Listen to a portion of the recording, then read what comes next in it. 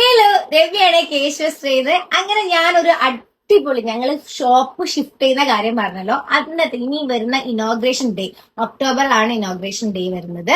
ലാസ്റ്റിലേക്കായിരിക്കും, after 20th ആയിരിക്കും inauguration വരുന്നുണ്ടാവുക.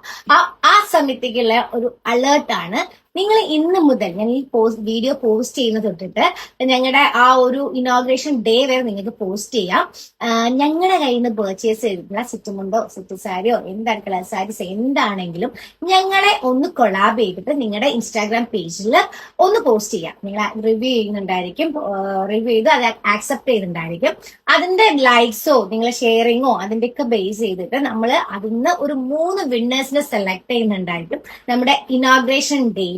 അതേപോലെ തന്നെ അവർക്ക് വേറെ ഒരു സർപ്രൈസും കൂടെ നമ്മൾ അന്ന് അനൗൺസ് ചെയ്യുന്നുണ്ടായിരിക്കും.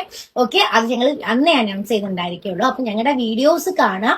അതേപോലെ തന്നെ ഞങ്ങളുടെ അടുത്ത് പർച്ചേസ് ചെയ്തിട്ടുള്ള ഐറ്റം വിയർ ചെയ്തിട്ടുള്ള ഫോട്ടോസിന്റെ ഐറ്റം പർച്ചേസ് ചെയ്ത ഐറ്റം തന്നെ ആയിരിക്കണം പോസ്റ്റ് ചെയ്യേണ്ടത്.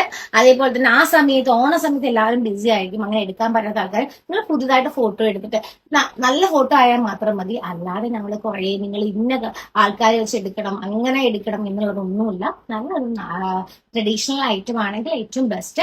ഇങ്ങനത്തെ ഫോട്ടോസ് പോസ്റ്റ് ചെയ്യാൻ നമ്മളെ കൊളാബ് ചെയ്യണം.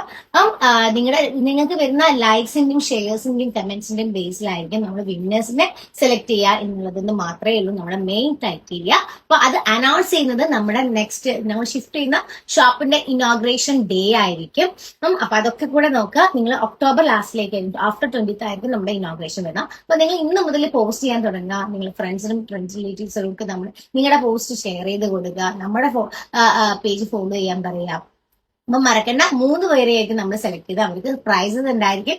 അതേപോലെ തന്നെ അവർക്ക് സർപ്രൈസും ഗിഫ്റ്റ്സും കാര്യങ്ങളൊക്കെ ഉണ്ടായിരിക്കും. Okay, thank for watching. By.